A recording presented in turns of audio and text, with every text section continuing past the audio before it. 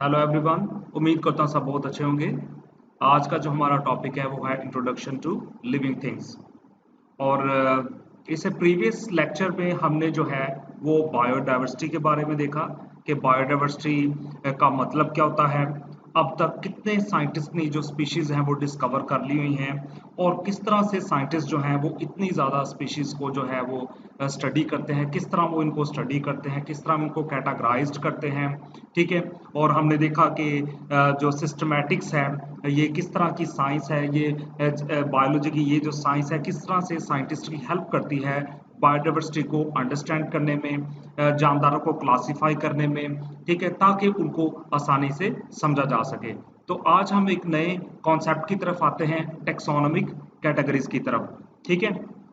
अब देखें, ये चीज़ें बिल्कुल भी मुश्किल नहीं है। अगर आप इनको ध्यान से थोड़ा सा गौर से समझेंगे तो ये चीज़ें जो है आसानी से समझ में आ जाती हैं। इनमें कोई मुश्किल बात नहीं है। ये कोई मैथमेटिक्स के बहुत मुश्किल क्वेश्चंस नहीं है, ये जस्ट समझने वाली बातें हैं, इंटरेस्ट वाली बातें हैं। और वो लोग जो इंटरेस्ट के साथ इस लेक्चर को ले रहे हैं उनको ये बातें ज़रूर समझ में आएंगी। ठीक है। तो देखें, आज टेक्सोनोमिक कैटेगरी में देखें, kingdom, phylum, class, order, family, genus और स्पीसीज, ये सारी की सारी जो सात जो आपको बताए गए हैं, kingdom, phylum, class, order, family, genus, species, ये हैं टेक्सोनोमिक कैटेगरीज। ठीक है। तो ये टोटल सात हैं। There are seven major categories, there are seven major taxonomic categories. इनको हम जो है वो टेक्सोनोमिक कैटेगरीज कहते हैं। किंगडम को टेक्सोनोमिक कैटेगरी बोला जाता है, फाइलम को टेक्सोनोमिक कैटेगरी बोला जाता है, क्लास को टेक्सोनोमिक कैटेगरी बोला जाता है, एंड सो ऑन। ठीक है। तो ये बुनियादी तौर पर डिफरेंट रैंक्स हैं, डिफरेंट लेवल्स हैं किसके, क्लासिफिकेशन के। जब हम एनिमल्स को, प्लांट्स को या लिविंग थिंग्स को क्लासिफाई कर रहे होते हैं तो हम उनको जो है वो उनकी टेक्सोनोमिक कैटेगरीज में प्लेस करते हैं। जब भी कोई साइंटिस्ट को कोई नई स्पीशी मिलती है तो वो उसको सबसे पहले क्लासिफाई करते हैं, उसको अरेंज करते हैं ताकि उसको आसानी से समझा जा सके। ठीक है। तो जब वो कोई स्पीशी उनको मिलती है तो वो उसको क्लासिफाई करते हैं इनटू डिफरेंट टेक्सोनोमिक कैटेगरीज में। देखें, इसमें होता यूं है कि सबसे पहले जो साइंटिस्ट को स्पीशी मिलेगी, ठीक है, सबसे पहले वो उसको आइडेंटिफाई करेंगे। देखें, पिछले लेक्चर में हमने सिस्टमैटिक्स में क्या देखा था कि सिस्टमैटिक्स के अंदर चार फील्ड्स आ जाती हैं। ठीक है। उसमें सबसे पहली जो चीज है वो है आइडेंटिफिकेशन, दूसरी उसमें आ जाती है क्लासिफिकेशन, तीसरी नॉमेनक्लेचर और चौथी जो है वो टेक्सोनोमी आ जाती है। ठीक है।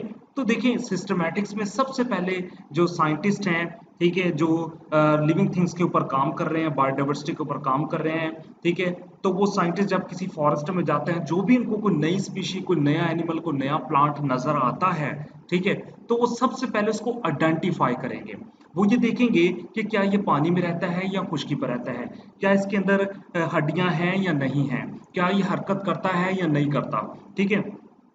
और क्या इसकी टांगे हैं या नहीं है, अगर टांगे हैं तो वो जॉइंटेड है या नहीं है। तो देखिए, सबसे पहले वो क्लूज की मदद से, कीज की मदद से उस स्पीशी को क्या करेंगे, आइडेंटिफाई करेंगे। ठीक है। आइडेंटिफाई करने के बाद फिर वो उस स्पीशी को जो है उसके रिस्पेक्टिव कैटेगरी में रखेंगे। ठीक है। जो भी उसकी कैटेगरी बनती हुई, kingdom, phylum, class, order, family, genus, स्पीसी, कोई भी जो भी उसकी कैटेगरी हुई वो उसको उसके अंदर रख देंगे, उसको क्लासिफाई कर देंगे।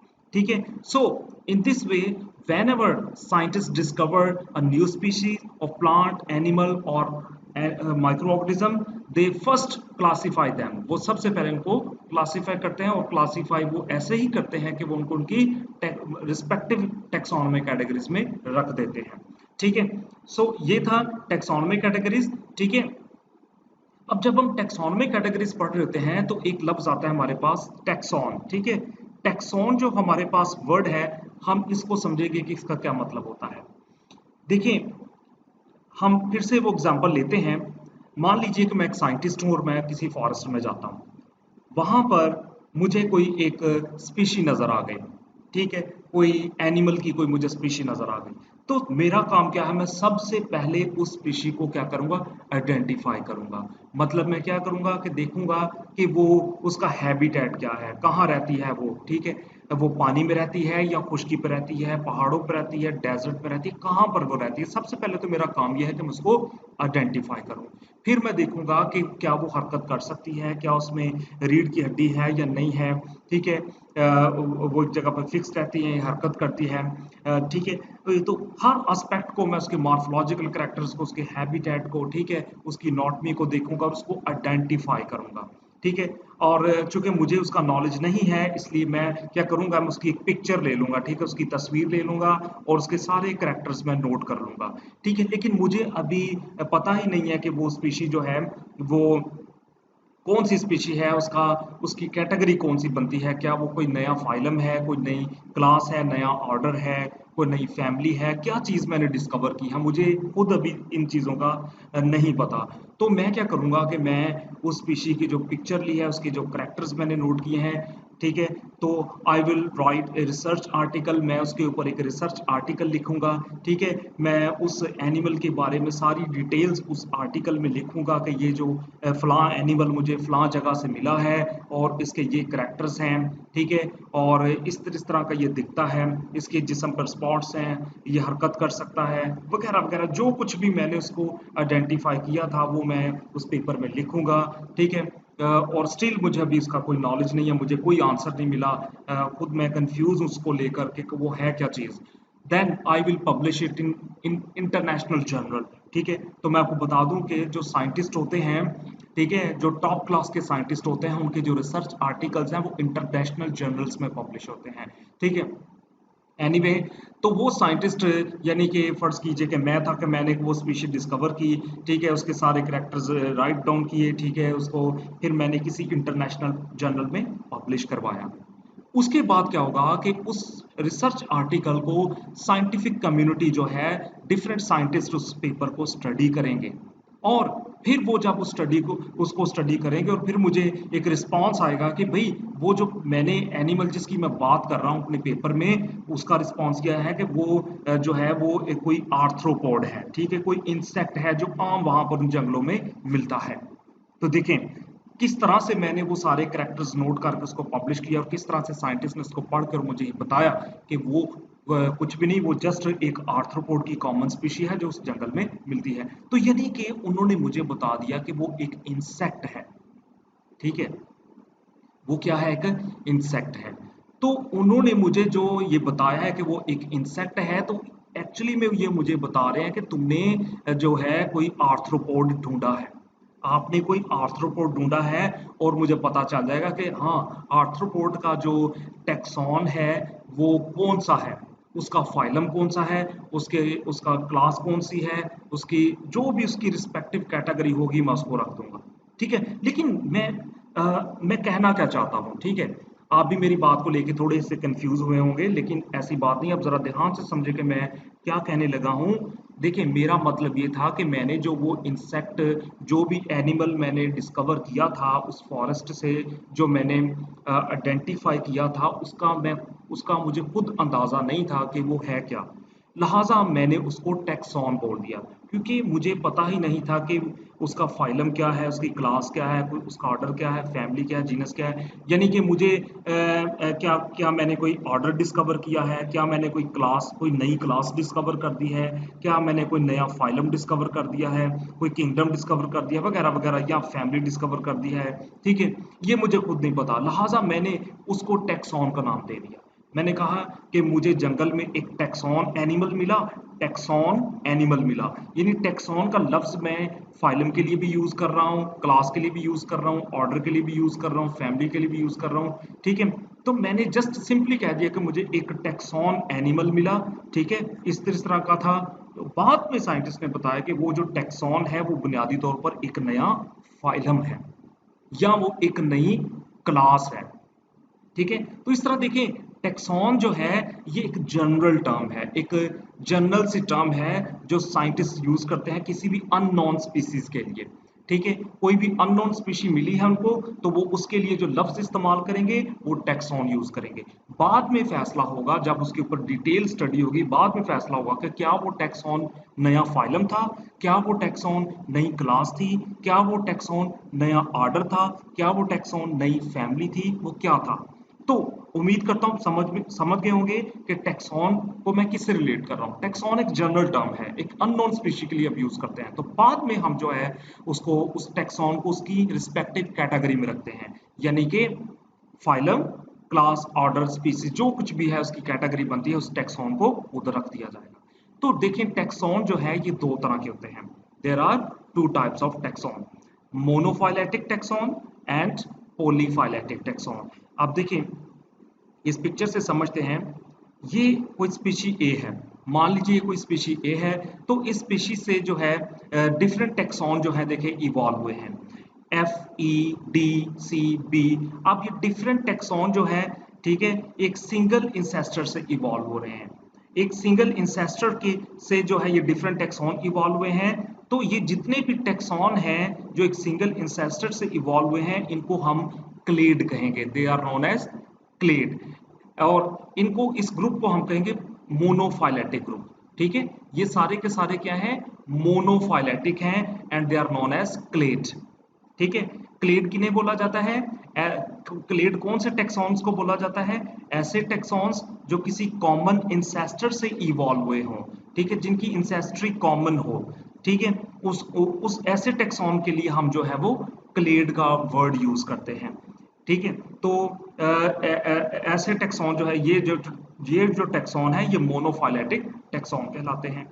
इस तरह अब ये देखें, अब इसमें देखें कि डिफरेंट इंसेस्टर्स आ जाते हैं, ए बी सी डी, ये डिफरेंट इंसेस्टर्स हैं। ठीक है, अब इन डिफरेंट इंसेस्टर्स से क्या हुआ कि एक नई स्पीशी एफ बनी है। अब इस एफ स्पीशीज में कई तरह के करेक्टर्स हैं, जो डी के भी हैं, सी के भी हैं, बी के भी हैं, ए के हैं। इन सब के करेक्टर्स के कंट्रीब्यूशन से, ठीक है, with the passage of time जो है एक नई स्पीशी एफ बनी है, एक नई स्पीशी एफ इवॉल्व हुई है।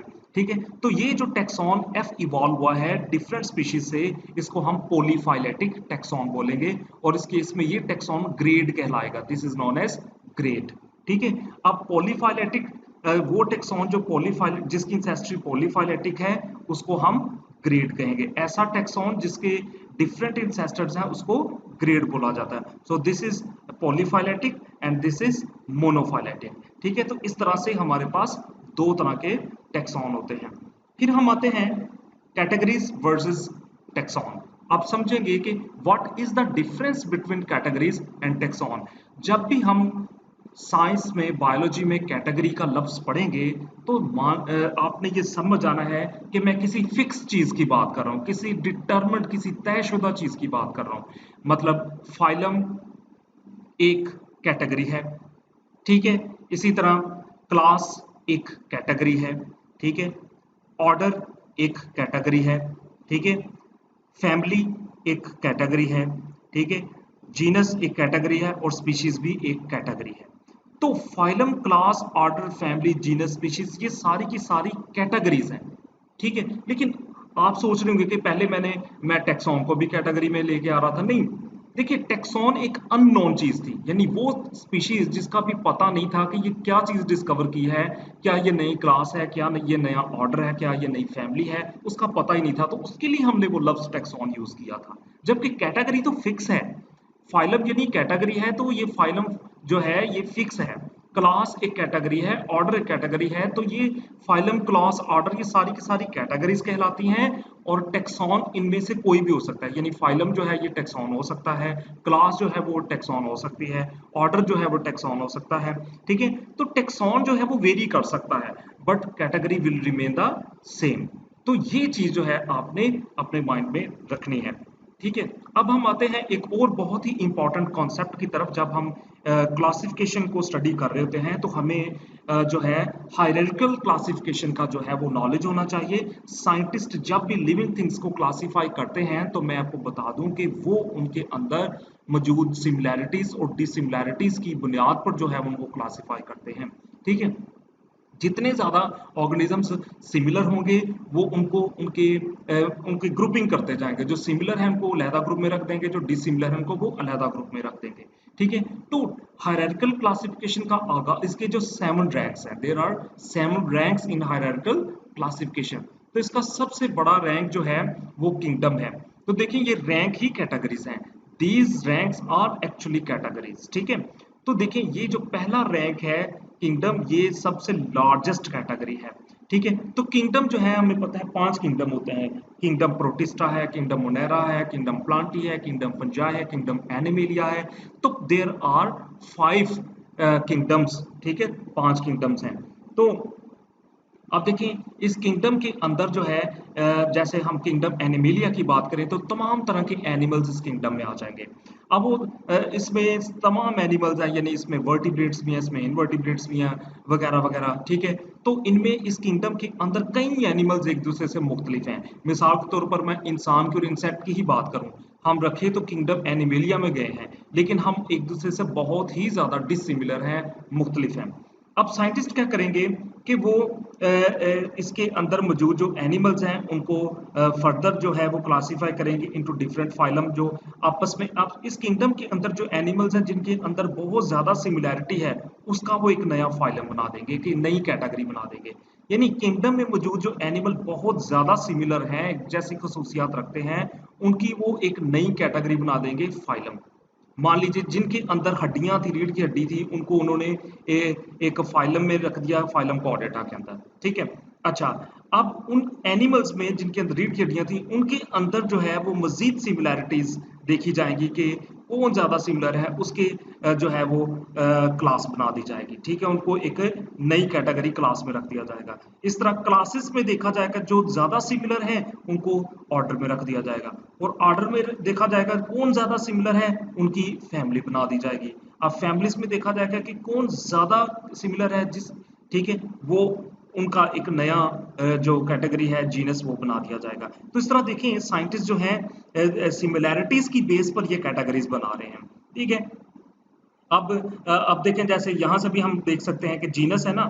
ठीक है, अब बहुत सारे कोरिलेटेड जो स्पीसीज हैं, बहुत सारी कोरिलेटेड स्पीशीज को जीनस में रखा जाता है, बहुत से कोरिलेटेड जीनस को जो आपस में मिलते जुलते हैं उनकी एक नई फैमिली बना दी जाती है। अब बहुत सारी मिलती जुलती फैमिलियों का एक ऑर्डर बना दिया जाता है, बहुत सारे मिलते जुलते ऑर्डर्स का एक क्लास बना दी जाती है, और बहुत सारी मिलती जुलती क्लासेस का फाइलम बना दिया जाता है, और फाइलम के अंदर किंगडम आ जाता है। तो देखें ये जो हायरार्किकल क्लासिफिकेशन है, इसका मकसद सिर्फ यही है कि जानदारों के अंदर सिमिलैरिटीज और डिसिमिलैरिटीज को देखकर, ठीक है, उनको क्लासिफाई करना। ठीक है, तो जब हम स्मॉलेस्ट कैटेगरी की तरफ आते हैं, स्पीशीज की तरफ, तो ये जो स्मॉलेस्ट कैटेगरी है इसको हम यानी साइंटिस्ट जो है वो बहुत ज्यादा डिटेल से स्टडी कर सकते हैं as compare to rest of the categories. ठीक है, तो देखते हैं स्पीशीज का कॉन्सेप्ट क्या है। स्पीशीज जो हायरार्किकल क्लासिफिकेशन में जो सबसे लोएस्ट रैंक है स्पीशी, ठीक है, जो स्मॉलेस्ट कैटेगरी है, जिसके जिसको साइंटिस्ट जो है वो स्टडी करते हैं। ठीक है, तो इसको डिफाइन कैसे करेंगे, इसको कैसे हम समझेंगे। अर्नेस्ट मायर जो है, अर्नेस्ट मेयर 1964 में इन्होंने स्पीशी का एक जो है वो बायोलॉजिकल कॉन्सेप्ट दिया। ठीक है, इनको हम जो है वो डार्विन भी कहते हैं 20th सेंचुरी का। आप अंदाजा कर लें कि इनको हम 20th सेंचुरी का डार्विन बोल रहे हैं, तो खुद अंदाजा करें कि ये साइंटिस्ट जो है कितने ज्यादा ग्रेट हैं, कितना ज्यादा इनका कंट्रीब्यूशन होगा सिस्टमैटिक्स में, क्लासिफिकेशन में। ठीक है, जो भी इनकी रिस्पेक्टिव फील्ड है, आप देखें कि कितना ज्यादा ये इनको कई प्राइज भी मिले हैं। आप गूगल कर लीजिएगा कि कौन कौन से प्राइज इनको मिले अर्नेस्ट मायर को। Anyway he was great scientist. ठीक है, 1964 में इन्होंने जो है एक बायोलॉजिकल कॉन्सेप्ट जो है वो स्पीशीज का दिया। ठीक है, अच्छा, अब स्पीसीज जो है, ठीक है, स्पीसीज इन्होंने कैसे डिफाइन किया स्पीसीज को। स्पीसीज आर इंटरब्रीडिंग पॉपुलेशन, यानी कि इंटरब्रीडिंग पॉपुलेशंस जो हैं वो स्पीसीज कहलाती हैं। जो पॉपुलेशन इंटरब्रीडिंग है वो स्पीसीज है। इंटरब्रीडिंग किस पॉइंट ऑफ व्यू से, जो सेक्सुअल रिप्रोडक्शन कर रही हैं, जो दो डिफरेंट पॉपुलेशंस आपस में सेक्सुअल रिप्रोडक्शन कर रही हैं और नेचुरल कंडीशन में कर रही हैं, और वो अपने जैसी नई जनरेशन पैदा कर रही हैं, और उनकी जो जनरेशन है आगे से नई अपने जैसी जनरेशन पैदा कर रही है।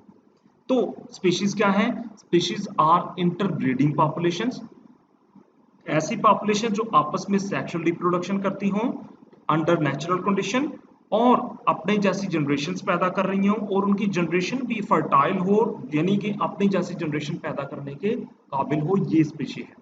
ठीक है, मिसाल के तौर पर मैं ह्यूमंस की एग्जांपल दूंगा।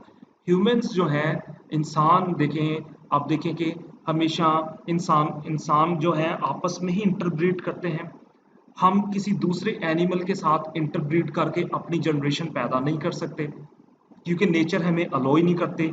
ठीक है, तो आप इंसान देखें कि इंसान हमेशा जो है अपनी पॉपुलेशंस तक रिस्ट्रिक्टेड रहता है। हम अपनी पॉपुलेशंस में जो है वो इंटरब्रीड करते हैं और अपने जैसे इंसान पैदा करते हैं, और वो जो बच्चे आते हैं, जो ऑफस्प्रिंग आती है, वो भी अपनी जैसी औलाद पैदा कर सकते हैं। तो दिस इज स्पीशीज। ठीक है, तो इसी तरह आप किसी और एनिमल को देख लें। ठीक है, जो भी एनिमल आप देखेंगे वो अपने जैसे इंडिविजुअल्स के साथ ही रिप्रोड्यूस कर रहा होगा, सेक्सुअल रिप्रोडक्शन कर सकता है और अपनी जैसी जनरेशन पैदा करेगा, और उनकी जनरेशन भी इस काबिल हो कि वो अपने जैसी जनरेशन पैदा कर सके। ठीक है, सो ये स्पीशीज का कॉन्सेप्ट है। ठीक है, अब देखें, जब दो कोरिलेटेड, बहुत ही ज्यादा क्लोज रिलेटेड स्पीशीज को आपस में इंटरब्रीड करवाया जाता है, तो उनसे जो एक नई ऑफस्प्रिंग पैदा होती है, ऑफस्प्रिंग तो उससे पैदा हो जाएगी, लेकिन वो अपने जैसी जनरेशन पैदा नहीं कर सकती। वो जो है वो इस काबिल नहीं होगी। ठीक है, इसलिए उसे हम जो है वो स्पीशी नहीं कहेंगे। तो स्पीशी क्या है? वो वो ऑर्गेनिज्म जो अपने जैसे ऑर्गेनिजम्स के साथ रिप्रोड्यूस कर सकता हो, ठीक है, और सेक्सुअल रिप्रोडक्शन कर सकता हो, और फिर अपने जैसे जनरेशन पैदा करता हो और उनकी जनरेशन भी आगे रिप्रोड्यूस करने के काबिल हो। अच्छा, अब नेचर ने, फितरत ने हर स्पीशी के दरमियान में एक रुकावट रखी हुई है। क्यों? जंगल में आप देखें, तमाम एनिमल्स एक दूसरे के साथ रहते हैं, लेकिन वो रिप्रोड्यूस नहीं करते। एक दूसरे को खाते हैं, एक दूसरे के साथ वो इंटरैक्ट जरूर करते हैं, लेकिन इंटरब्रीड नहीं करते। जैसे लॉयन जो है वो दूसरे एनिमल्स को खाता है, लेकिन उनके साथ इंटरब्रीड नहीं करेगा, क्योंकि उन दो स्पीशीज के दरमियान, जिसको वो खा रहा है और लॉयन, इन दोनों स्पीशीज के दरमियान में एक रिप्रोडक्टिव बैरियर रख दिया गया है। ठीक है, नेचर ने एक आइसोलेशन रख दी है कि वो आपस में इंटरब्रीड नहीं कर सकते। ठीक है, हमेशा जंगल में आप देखें, हर एनिमल जो है रिप्रोडक्टिवली एक दूसरे से आइसोलेट है। हर एनिमल जो है वो अपने जैसे मेंबर के साथ ही जो है वो रिप्रोड्यूस करेगा। आल्दो उन एनिमल्स में इतनी ज्यादा विजडम नहीं है लाइक ह्यूमंस, लेकिन फिर भी उनको पता है कि उन्होंने अपने जैसे मेंबर्स के साथ ही रिप्रोड्यूस करना है और अपने जैसे बच्चे पैदा करने हैं। So this is all about species.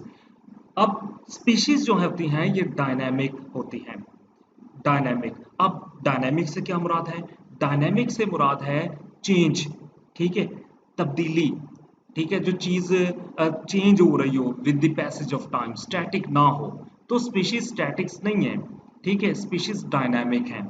मतलब ये जो स्पीशीज हैं माहौल के साथ इंटरेक्ट करती हैं, माहौल इनके साथ इंटरेक्ट करता है। ठीक है, तो माहौल के इंटरेक्शन के रिजल्ट में, इवन दूसरे ऑर्गेनिजम्स के साथ इंटरेक्शन के रिजल्ट में, इनके अंदर चेंजेस आते रहते हैं, चेंजेस आते रहते हैं। तो स्पीशीज जो हैं इनका जेनेटिक मेकअप चेंज होता रहता है।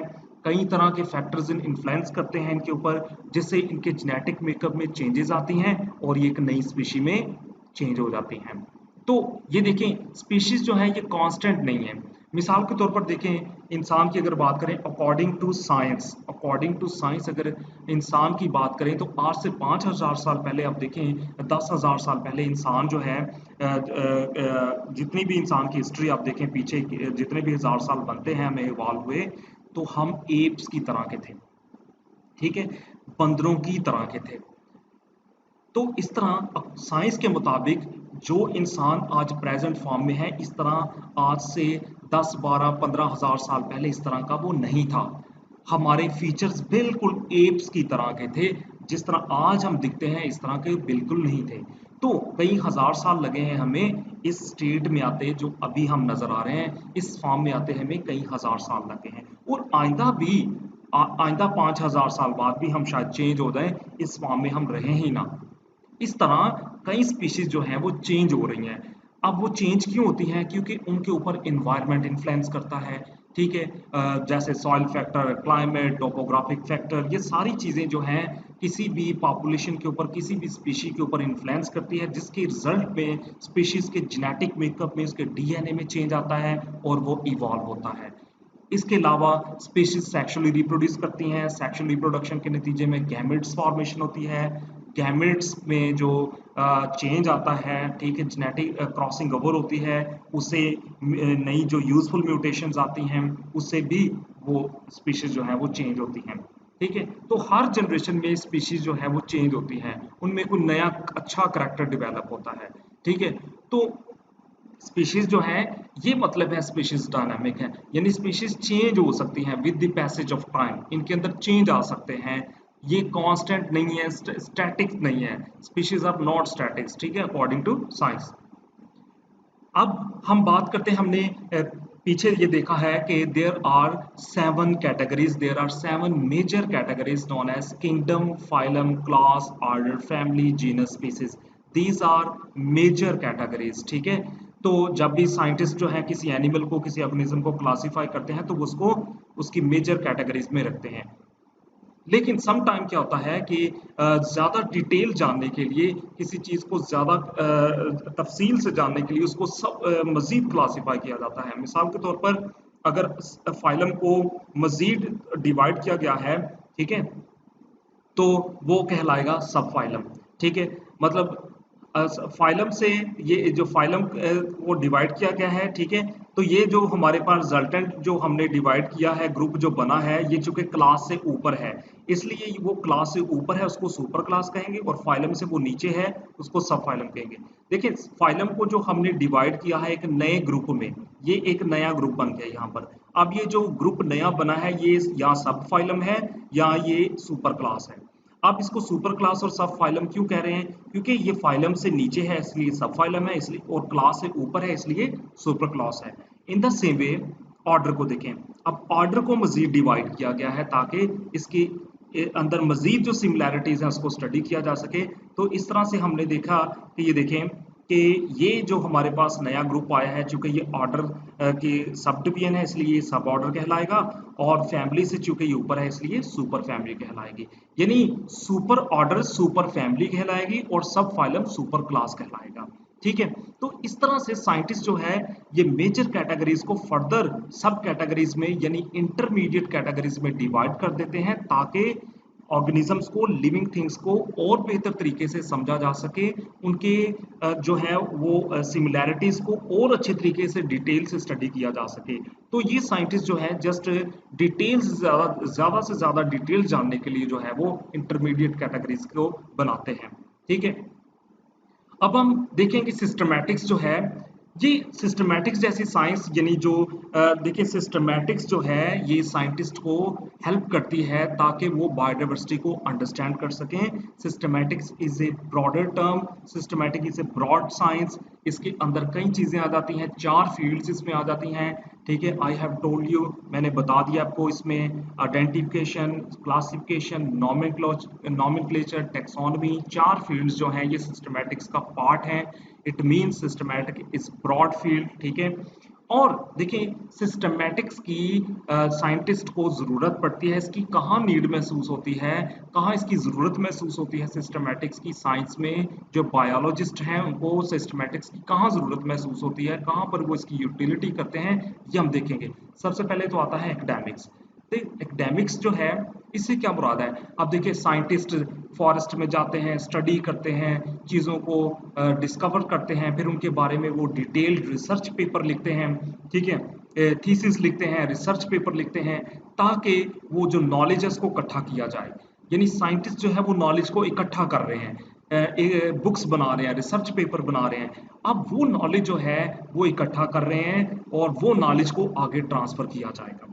ठीक है, उस नॉलेज को क्या करना है, आगे ट्रांसफर करना है। जब तक वो नॉलेज नहीं होगा, जब तक एकेडमिक्स नहीं होगा, जब तक साइंटिस्ट रिसर्च आर्टिकल्स नहीं लिखेंगे, थीसिस नहीं लिखेंगे, ठीक है, बुक्स नहीं पब्लिश करेंगे, तो कैसे आने वाली जनरेशन को पता चलेगा कि सिस्टमैटिक्स क्या है। ठीक है, तो सिस्टमैटिक्स की अहमियत, इसकी सिग्निफिकेंस जो है वो साइंटिस्ट अपने रिसर्च आर्टिकल्स में, डिफरेंट बुक्स में बता देते हैं। तो इस तरह ये नॉलेज को आगे ट्रांसफर किया जाता है। ठीक है, तो एकेडमिक्स में तो इसका ये रोल है। अब अप्लाइड बायोलॉजी में देखें आप, इसका क्या रोल है। अब देखें जो अप्लाइड बायोलॉजी की वजह से हमें पता है, आज हमें पता है कि कौन सा फल हम खा सकते हैं और कौन सा नहीं खा सकते, कौन सा एनिमल डोमेस्टिकेट कर सकते हैं और कौन सा नहीं कर सकते, कर सकते हैं, ठीक है। तो इस तरह एनिमल्स की जो क्लासिफिकेशन की बुनियाद पर हमें ये भी जो है वो नॉलेज मिलता है कि कौन सा एनिमल जो है वो यूजफुल है और कौन सा एनिमल यूजफुल नहीं है। किस एनिमल का हम दूध पी सकते हैं, किसका गोश्त खा सकते हैं, कौन सा फ्रूट खा सकते हैं, कौन सा फ्रूट टॉक्सिक है, कौन सा पौधा जो है वो यूजफुल है, कौन सा टॉक्सिक है, कौन सी फसल जो है हमारे लिए यूजफुल है।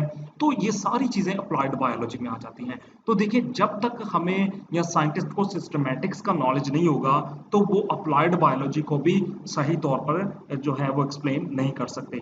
तो एनिमल्स का, प्लांट्स का जो नॉलेज है, उनकी उनकी जो यूटिलाइजेशन है कि कहाँ पर वो इस्तेमाल होते हैं, कौन सा एनिमल जो है हमारे लिए कितना फायदेमंद है, कितना नुकसानदेह है, तो ये सारी चीजें जो है वो किसमें आती हैं, अप्लाइड बायोलॉजी में आ जाती है। नेक्स्ट आता है हमारे पास पेस्ट कंट्रोल और डिजीजेस। अब आप देखें कि जब से इंसान ने एग्रीकल्चर का सिस्टम डेवलप किया है, ठीक है, अब काश्तकारी स्टार्ट की है, एग्रीकल्चर स्टार्ट की है, तो देखिए हम फसलें काश्त करते हैं, ठीक है। अब उन फसलों के ऊपर कई तरह के कीड़े मकोड़े, कई तरह के बैक्टीरिया, इंसेक्ट्स जो हैं वो उसके ऊपर अटैक करते हैं, ठीक है। तो साइंटिस्ट क्या करते हैं कि वो देखते हैं कि ये पेस्ट जो है, कौन सा पेस्ट हमारे लिए कौन सा इंसेक्ट जो है हमारे लिए यूजफुल है, कौन सा इंसेक्ट हमारे लिए नुकसानदेह है। तो ये भी वो पता लगाते हैं। जब उनको ज़ाहिर है सिस्टमैटिक्स का नॉलेज होगा तो वो इंसेक्ट्स की आइडेंटिफिकेशन कर सकते हैं, क्लासिफिकेशन कर सकते हैं और पता लगा सकते हैं कि ये इंसेक्ट जो है हमारी फसलों के लिए नुकसानदेह है और ये इंसेक्ट जो है वो नुकसानदेह नहीं है, ठीक है। इस तरह से हम इन इंसेक्ट्स को इस तरह से कंट्रोल कर सकते हैं। इस तरह से बीमारियां जो हैं वो हमारी फसलों में या हमारे एनिमल्स में नहीं आ सकती, ठीक है। तो ये सारे का सारा जो है तभी हमें पता चलेगा जब सिस्टमैटिक्स का नॉलेज होगा। तो पेस्ट कंट्रोल और डिजीजेस को जो है वो स्टडी करने के लिए, ठीक है, इसका पता लगाने के लिए सिस्टमैटिक्स का नॉलेज होना चाहिए। इन द सेम वे हम इकोलॉजी में देखते हैं कि अब देखें बायोडाइवर्सिटी जो है, पूरी अर्थ पर बायोडाइवर्सिटी की अहमियत क्या है, किस तरह से बायोडाइवर्सिटी हमारे लिए इंपॉर्टेंट है, किस तरह से लिविंग थिंग्स जो हैं इन ज़मीन पर मौजूद तमाम बड़े बड़े इकोसिस्टम्स को मेंटेन रखते हैं, तमाम स्पीशीज़ की क्या अहमियत है, बैक्टीरिया सॉइल के लिए कितने इंपॉर्टेंट हैं और कितने इंपॉर्टेंट नाइट्रेट्स और नाइट्राइट्स और साल्ट्स पैदा कर रहे हैं वो, ठीक है। और फ्लाई एनिमल की क्या जंगल में इंपॉर्टेंस है, हर एनिमल की क्या इंपॉर्टेंस है हमारे लिए, किस तरह से वो फायदेमंद हो सकते हैं। तो ये सारी की सारी चीजें किस में आती हैं, इकोलॉजी में आ जाती हैं। तो देखें, सबसे पहले साइंटिस्ट, जो भी साइंटिस्ट हैं, ठीक है, जो भी स्टडी कर रहे हैं, उनको सिस्टमैटिक्स का नॉलेज होना चाहिए, क्योंकि कहीं ना कहीं उनको इन चीजों से उनका इंटरेक्ट होता है, ठीक है। उनको ये जानना होता है कि ये एनिमल कोई किस कैटेगरी से बिलोंग करता है, इसकी क्या अहमियत है, इसका क्या रोल है। तो ये सारी चीजें जो है वो सिस्टमैटिक्स की बेस पर ही पता लगाई जा सकती हैं, ठीक है। फिर आ जाता है क्वारंटाइन कंट्रोल। तो इसमें देखें, लेट्स सपोज कि एक कंट्री है, उसमें कोई प्लांट इंट्रोड्यूस करवा दिया गया है, कोई एनिमल इंट्रोड्यूस करवा दिया गया है। तो ठीक है, अब आप देखें कि आप वो देखेंगे कि जो प्लांट या एनिमल उस कंट्री में इंट्रोड्यूस करवाया है, उनका तो कोई नेचुरल प्रेडेटर ही नहीं है। उस कंट्री में उनका कोई नेचुरल प्रेडेटर नहीं, उनको कोई खाने वाला नहीं है। तो क्या होगा, इस तरह से अगर उनको कोई खाने वाला नहीं होगा तो वो तेजी से अपनी पॉपुलेशन बढ़ाएंगे उस कंट्री में। हो सकता है कि वो उस कंट्री को बहुत ज्यादा नुकसान पहुंचाए, उन इकोसिस्टम्स को वो डिस्टर्ब कर दें, वहां पर मौजूद जो नेटिव स्पीसीज है उनको वो नुकसान पहुंचाना शुरू कर दें। तो इसकी एग्जांपल लेट्स सपोज तिलापिया एक फिश है, ठीक है। वो फिश जो है वो डिफरेंट कंट्रीज ने जब इंट्रोड्यूस करवाई तो उस फिश ने क्या किया कि वो फ्रेश वाटर के इकोसिस्टम्स जो है उनको बड़ी तेजी से तबाह करना शुरू कर दिया। वहाँ की जो फिशेज हैं उनके रिसोर्सेज ले लिए, क्योंकि इनका जो ब्रीडिंग प्रोसेस है वो स्पीड से होता है, बड़ी तेजी से ये ब्रीड करते हैं। इनको कोई इतना खाने वाला भी नहीं है, ठीक है। तो इन्होंने जल्द ही वो फ्रेश वाटर स्ट्रीम्स जो रिवर्स थे वो भर दिए, तो दूसरी मछलियां जो नेटिव थी उनका भी इन्होंने रिसोर्सेज ले लिए। इस तरह कई पौधे हैं जो किसी कंट्री में लगाए गए हैं तो वो वहां पर आउट ऑफ कंट्रोल है, उनका कोई कुदरती दुश्मन है, कोई पेस्ट नहीं है, कोई इंसेक्ट नहीं जो उनको खाता है। तो इस तरह उन्होंने उन पौधों ने अपनी तादाद तेजी से उस कंट्री में बढ़ाई है, तो इस तरह माहौल को नुकसान पहुंच सकता है।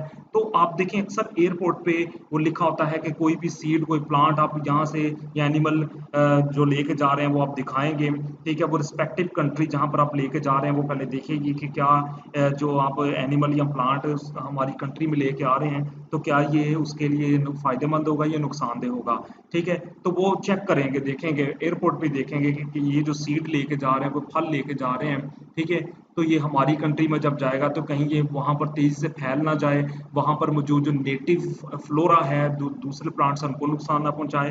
तो इस तरह वो उसको कंट्रोल करते हैं, ठीक है, ताकि कोई भी इन्वेसिव स्पीसीज जो है वो किसी कंट्री में ना चली जाए और वहाँ पर माहौल को नुकसान ना पहुंचाए, ठीक है।